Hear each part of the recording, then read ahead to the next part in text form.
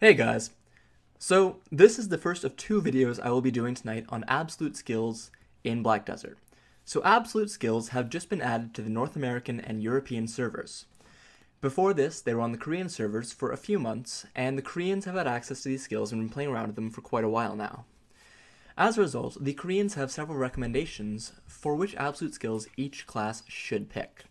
Now, take this with a grain of salt because the Koreans' advice has been wrong before. They have a different meta, they prefer AP over accuracy, and there's a higher overall power level among players in Korea compared to in North America and Europe. So the advice from the Koreans might not necessarily be completely correct for the NA and EU servers. But it's not a bad idea to listen, especially because it's not like the advice is guaranteed to be wrong. There's quite a lot of testing that's been done in Korea, especially by North American and European players that play on the server. So this is an article written about that thing from basically Opinions on Inven, which is kind of like the Korean version of Reddit. So let's just dive right in. They recommend and explain which skills are best for each class. So for the warrior, they don't really need the absolute skills.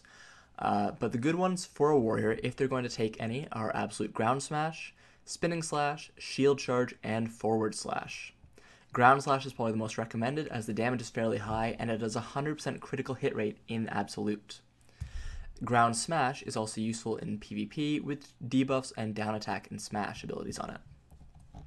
The ranger is a bit more useful. So Blasting Gust, Will of the Wind, Extreme Charging Wind, and Evasive Shot are all pretty good skills to have in their absolute forms. Blasting Gust was already a powerful skill with animation cancels, and the absolute form makes the skill even more powerful with increased damage. Charging Wind is available at level 60, and some players will wait until they hit 60 just to learn the absolute skills because they need the skill points for all their awakenings first. But once you hit 60, there are a few absolute skills you can learn then as well. And Evasive Shot is another powerful absolute skill that will make farming much easier.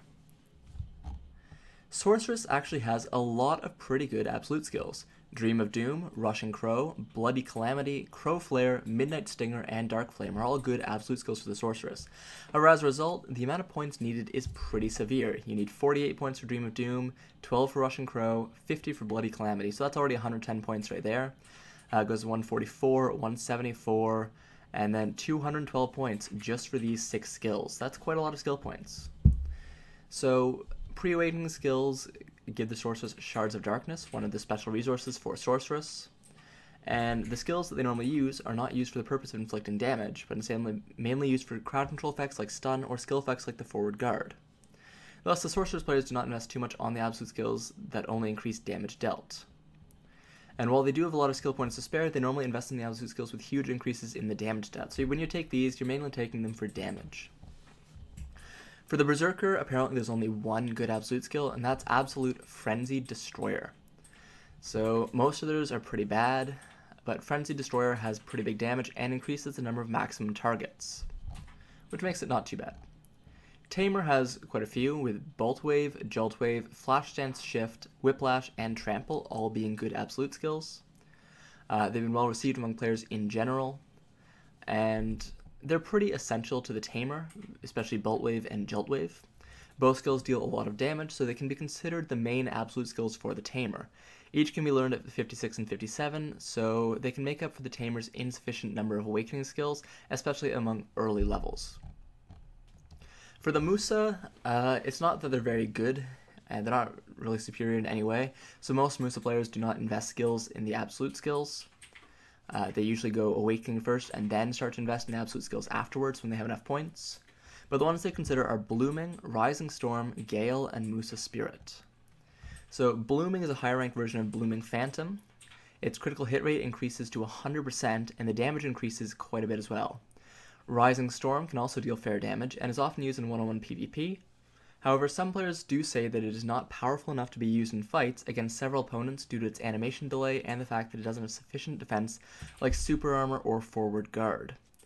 So I mean, the Musa has a lot of problems already. Getting new absolute skills, they don't really cover for the problems because they don't generally give him better super armor or forward guards, or allow him to break an opponent's guards, such as a warrior can with their grabs. Which makes it pretty difficult to play Musa anyways, and the absolute skills really don't do anything to fix it. Musa Spirit's a pretty good one though because it increases the amount of WP that the Musa gets back, which lets them use more resources because Musa Spirit will let them regain more resources. It's not a bad one to take. And it's only 25 points as well. For the Valkyrie, there's 5 that are recommended. Heaven's Echo, Sword of Judgment, Celestial Spear, Breath of Elion, and Shield Throw. So the Valkyrie's absolute skills are moderately good, but just like the Musa, they're not really good enough to replace the more efficient awakening skills, and so players tend to invest skill points only if they can spare them. Just like with all absolute skills, the damage for the absolute skills is higher, but it can be difficult to deal all the damage since the number of hits is usually lower, and if you don't have enough accuracy, more hits will miss.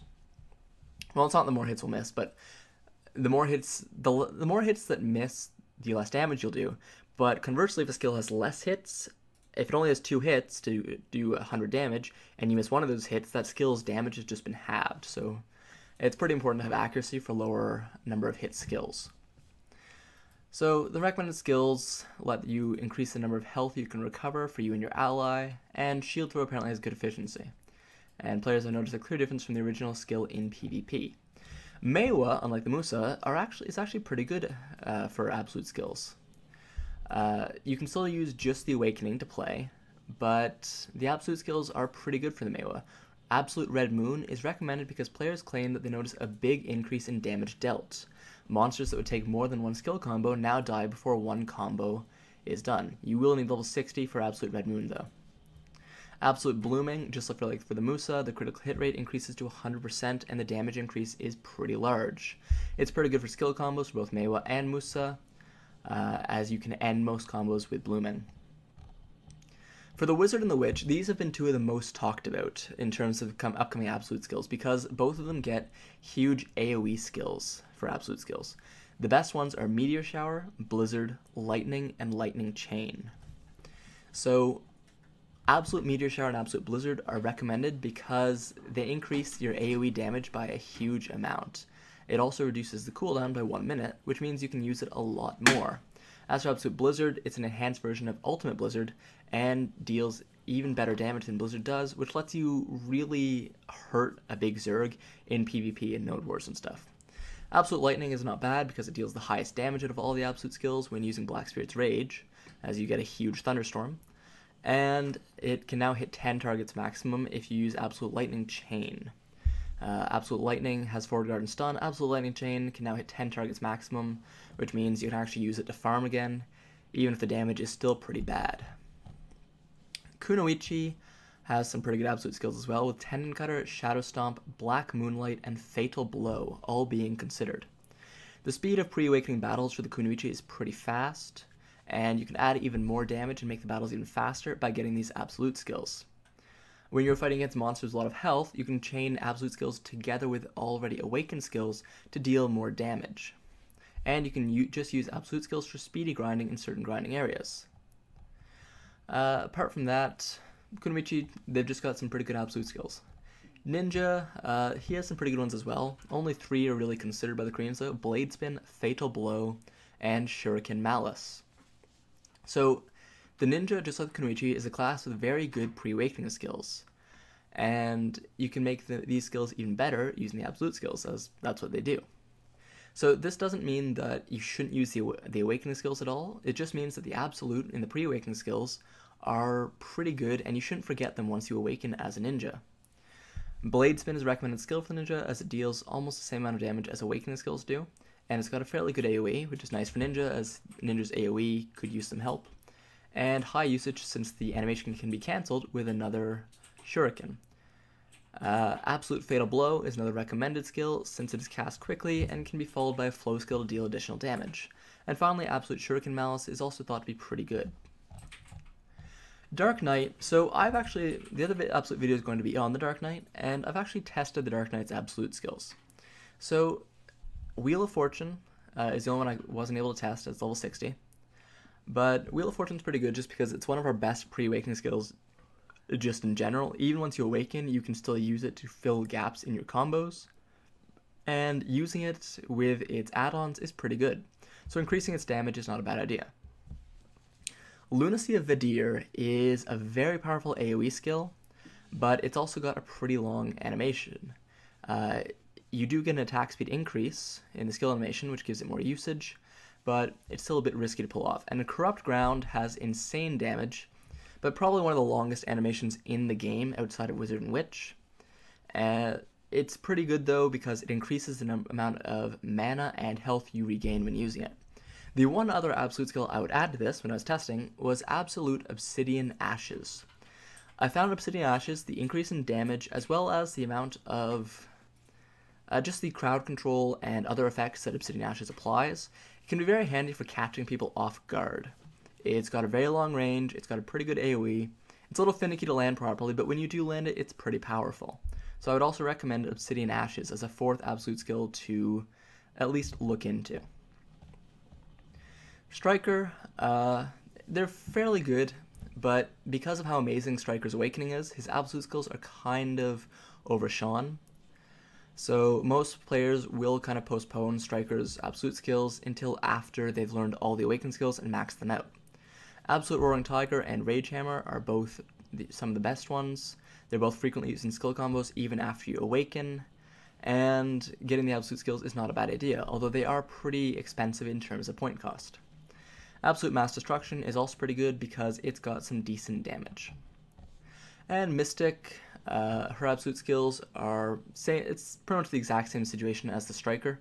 Her absolute skills are pretty good, but her Awakening is even better. So you don't really need to invest in these until after.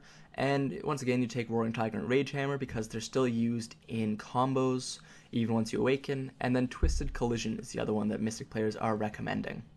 Anyways guys, those are the awakened skills that the Koreans are recommending for each class. I would definitely recommend getting one of those little Armstrong guides for 2 pearls off the shop and playing around with the awakening skills. I went into duels with the Guildie earlier and just played around with all the Dark Knight's awakening skills, mixing and matching skill points and figuring out which ones worked, which ones weren't that great, and which ones had seen some major buffs. I would definitely recommend you do the same, and comment below if you find any that weren't recommended by the Koreans that you personally think are really amazing for your class. Anyways guys, thanks for watching the video, hope you liked it, subscribe if you did, and have a good one.